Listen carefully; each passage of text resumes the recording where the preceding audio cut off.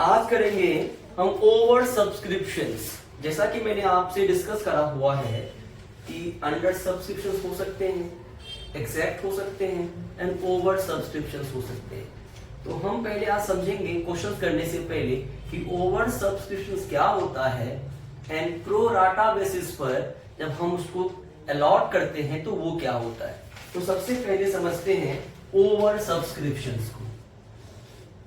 हमारा ये कंडीशन है ओवर सब्सक्रिप्शन। तो सबसे पहला सवाल जो बच्चों के दिमाग में आएगा वो ये कि सर ये ओवर सब्सक्रिप्शंस को आइडेंटिफाई कैसे करेंगे। तो सपोज करो कि क्वेश्चन में ये बोला गया है कि कंपनी ने इश्यू किया है 30,000 शेयर्स। तो इश्यू कितना किया? 30,000 शेयर्स। एंड एप्लीकेशन जो रिसीव हुआ, एप्लीकेशन रिसीव्ड, वो चलो देखते हैं कि कितना हो गया। वो हो गया 40,000 शेयर्स। तो जितना आप इश्यू करो अगर उससे ज्यादा एप्लीकेशन रिसीव हो जाए that condition is termed as oversubscription. अगर हमने इश्यू किया 20,000 शेयर्स, एप्लीकेशन आ गया 25,000 शेयर्स मोर देन इश्यू, इसका मतलब this is a condition of over subscription. तो ओवर सब्सक्रिप्शन का मतलब है इश्यू जितना किया गया एप्लीकेशन का उससे ज्यादा आ जाना। ये तो आप समझ गए कि ओवर सब्सक्रिप्शन होता क्या है।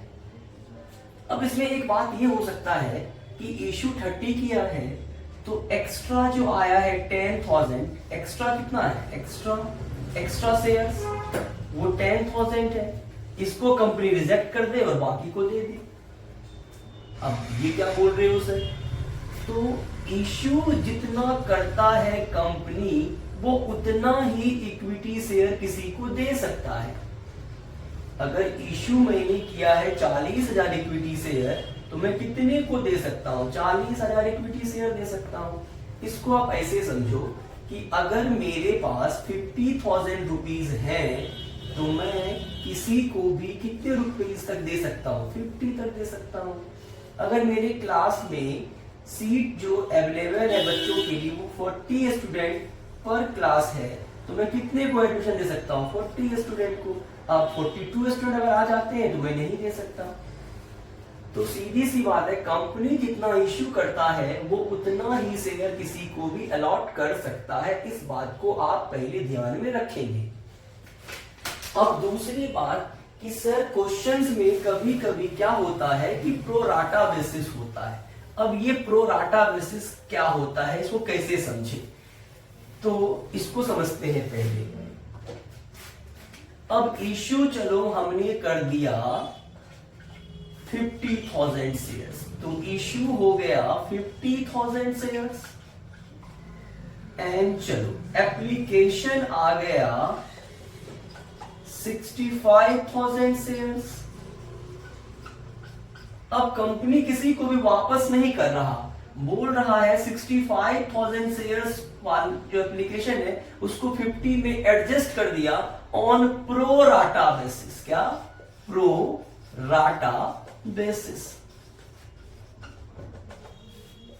तो कैसे कर दिया होगा ये समझना इंपॉर्टेंट है। तो जैसे कि मैंने आपको एग्जांपल दिया था, चलो मेरे पास 50,000 रुपीज है तो मैं कितना दे सकता हूं? 50। अब मेरा एक फ्रेंड है ए, उसने कहा कि मुझे 10,000 रुपीज दे दो। फिर मेरा फ्रेंड बी है, उसने कहा 20 दे दो। मेरा ब्रदर है सी, उसने कहा मुझे 40,000 दे दो। और चलो और एक मेरा और कजन है, उसने कहा मुझे 20,000 दे दो। इज इट पॉसिबल कि जिसने जितना मुझसे मांगा मैं उसको दे सकूं? बिल्कुल नहीं दे सकता। क्यों? क्योंकि आई हैव 50,000 रुपीज। मेरे पास कितने अमाउंट है? 50,000 अमाउंट है। तो मैं कितने को दे सकता हूं? 50,000 तक को दे सकता हूं। इससे ज्यादा को नहीं दे सकता। अगर मैं इनको अगर टोटल करूं तो ये कितना होता है? ये होता है 90,000। अब मेरे पास 50 ही है तो मैं किसी को मना कर दूं? पॉसिबल है। या मैं ऐसा कर सकता हूं कि मैंने इसको कहा चलो मैं आपको 5,000 दूंगा, मतलब इसने मुझसे जितना मांगा मैंने उसको नहीं दिया। उसको उतना नहीं दिया, मतलब दिया जरूर, मना भी नहीं किया, लेकिन जितना मांगा उतना नहीं दिया। तो 15,000 तो मेरा यहां कम हो गया। इसको जोड़ो, मैंने कहा कि मैं आपको जो है 20 दूंगा, तो यहां पे 20, और यहां इसको मैंने कहा कि मैं आपको 5,000 दूंगा। तो यहां कितना हो गया, 5 and 20 25, और ये 45 और ये 50 अब हो गया। तो मना मैंने देखो किसी को भी नहीं किया है, इस 50 में ही मैंने सबके डिमांड को पूरा कर दिया। बट हुआ क्या, जिसने मुझसे जितना मांगा मैंने उसको उतना नहीं दिया। तो प्रो राटा में भी यही होता है कि एप्लीकेशन तुम अपनी मर्जी से दे सकते हैं। जो पब्लिक है वो एप्लीकेशन तो अपनी मर्जी से कर सकता है कि मुझे इतना शेयर आपकी कंपनी में चाहिए। अब कंपनी की प्रॉब्लम ये होती है कि अगर वो इशू उसका जितना होता है, अगर उससे ज्यादा आ जाता है तो सबको वो उसके मुताबिक नहीं दे सकता जितना कोई चाहता है।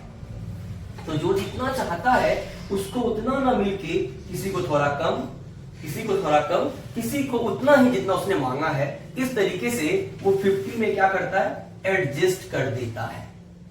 इसको हम बोलते हैं प्रो राटा बेसिस। या यहां ये भी हो सकता था कि मैं किसी को मना कर दूं, बाकियों को एडजस्ट कर दूं। तो पॉसिबिलिटीज कुछ भी होते हैं। तो प्रो राटा का मतलब होता है जो जितना मांगता है उसको उतना ना मिलके उनको थोड़ा कम करके हम एडजस्ट करते हैं। This is called pro rata basis. तो ओवर सब्सक्रिप्शन क्या होता है आपको क्लियर है, प्रो राटा क्या होता है आई होप आपको समझ में आया होगा। बाकी हम क्वेश्चंस करेंगे तो और हम इसको फर्दर और क्लैरिफाई कर पाएंगे। तो चलिए हम क्वेश्चंस करते हैं। तो आप जानते हो कि जब भी आप एंट्री पास करोगे उसके लिए आप जर्नल एंट्री का फॉर्मेट बनाओगे, date, particular, reason, folio, debit column and credit column. तो मेरा पहला क्वेश्चन क्या कहता है कि एबीसी लिमिटेड इशूड 20,000 शेयर्स। तो मैं पहले क्वेश्चंस को यहां पे ब्रीफ कर देता हूं। इशू कितना किया, 20,000 शेयर्स, एंड एक जो है एक शेयर कितने का है, 10 रुपीज का है। अब ये 10 रुपीज कैसे कैसे लिए जा रहे हैं वो देखते हैं। तो 3 बार में लिए जा रहे हैं। सबसे पहला 5 रुपए वो एप्लीकेशन पे लेता है कि मुझे 5 रुपए चाहिए एप्लीकेशन पे, 3 रुपए चाहिए मुझे अलॉटमेंट पे, एंड 2 रुपए चाहिए मुझे सेकेंड एंड फाइनल कॉल पे। तो कंपनी ने कहा कि मुझे पेमेंट चाहिए वो इस तरीके से चाहिए, एंड देन कंपनी के पास जो एप्लीकेशन रिसीव हुआ वो हो गया 25। तो इसको एक बार में और अच्छे से फिर से कर दूं। इशू कितना है 20, एप्लीकेशन कितना रिसीव हुआ 25। This is the case of oversubscription. And then बोला है कि out of which 5,000 application rejected. अब सिंपल है, मैंने आपको बताया जितना इश्यू हुआ है उतना ही दे सकता है। एप्लीकेशन कितना आ गया 25, तो बोला कि 5,000 को रिजेक्ट कर दिया। रिजेक्ट का मतलब है इसको मना कर दिया गया कि भैया मैं आपको एक भी शेयर नहीं दे पाऊंगा, मेरी मजबूरी ये है कि शेयर मैंने इशू 20 किया है, एप्लीकेशन 25 आ गया है, तो इसीलिए मैं आपको वापस कर रहा हूं। तो अब एप्लीकेशन भी कितना बचा 20, इशू भी कितना है 20। तो इस केस में क्या प्रोराटा हुआ, बिल्कुल नहीं हुआ। जितना था उतने को उतना दे दिया।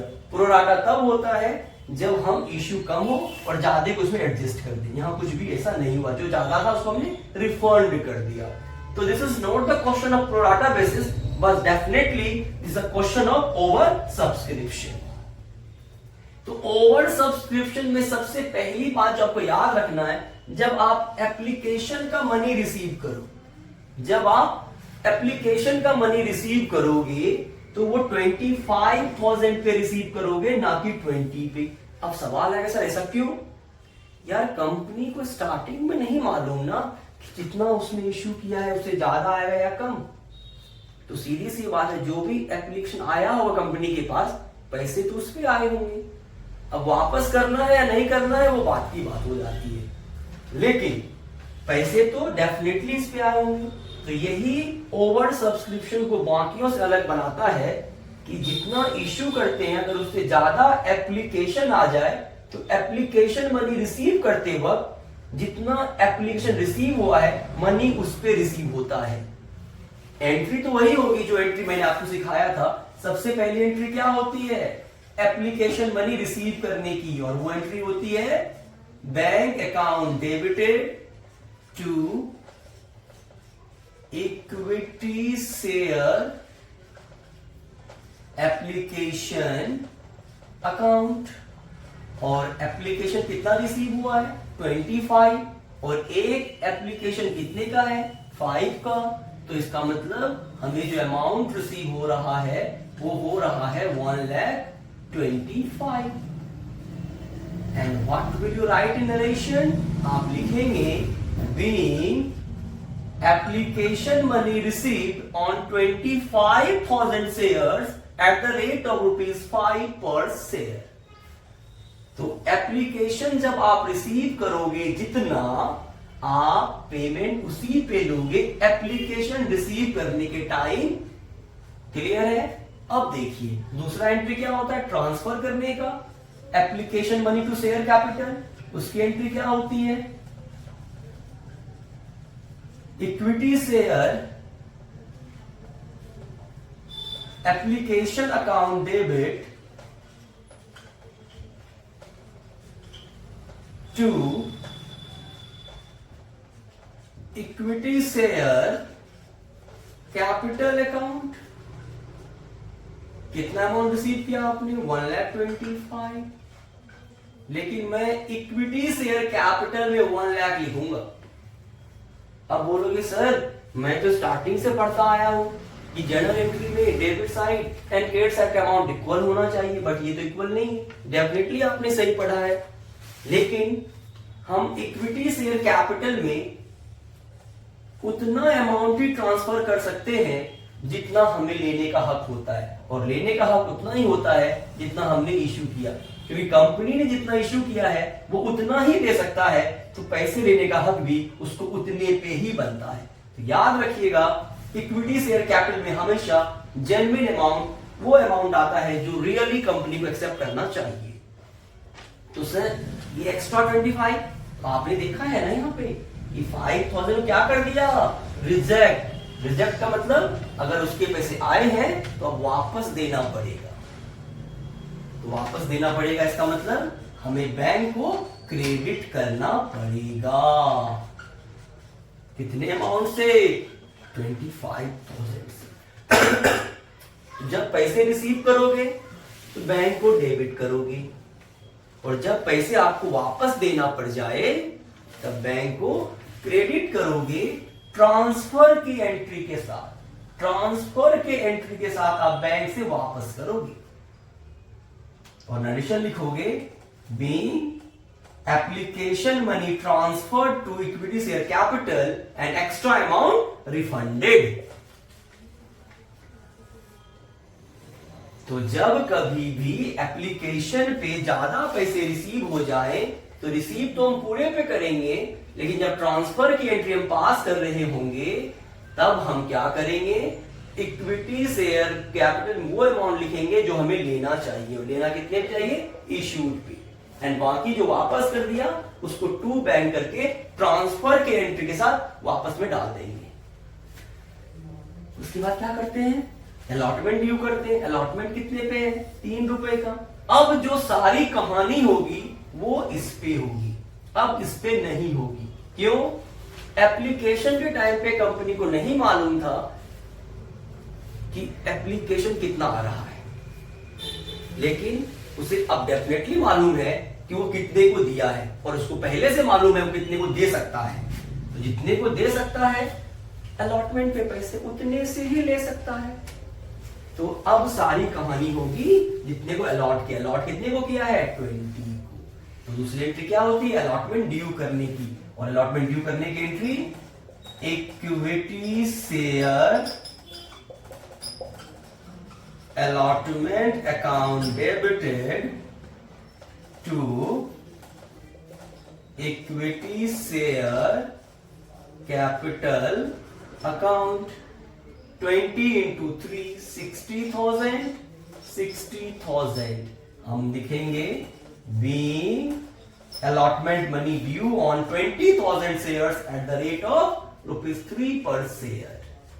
अब क्या करेंगे, पेमेंट लेंगे, और अलॉटमेंट का पेमेंट लेने का एंट्री क्या होता है, bank account debited to equity share allotment account 60,000 being allotment money received। ऐसा क्यों, क्योंकि कोई इंफॉर्मेशन नहीं है, इसका मतलब सबने अपने अपने पेमेंट कर दिए होंगे, और जब सब अपने अपने पेमेंट कर देते हैं तो हम पूरा पेमेंट लेंगे और एंट्री यही होती है। अब क्या होगा, first call and second call due जो हमें यहां दिया गया है, तो इसको ड्यू करने की एंट्री होगी equity share second call account debited to equity share capital account, और कितना ड्यू हो जाएगा, 40,000। Last entry bank account debit, क्योंकि पेमेंट ले रहे हैं अब, to equity share second and final call. कितना अमाउंट आएगा, 40,000। क्यों, क्योंकि सबने पेमेंट कर दिया है तो पेमेंट भी सबका आ जाएगा। तो डिफरेंस सिर्फ क्या था यहां पर, कि जो एक्स्ट्रा आया था उसको जब वापस करते तब एंट्री क्या करते हैं, तो जब वापस करते हैं तो ट्रांसफर के साथ बैंक को क्रेडिट करते हैं। बाकी तो लास्ट वीडियोस की तरह ही है। अब नेक्स्ट क्वेश्चन करेंगे जो इसी की तरह है बट थोड़ा सा डिफरेंस है।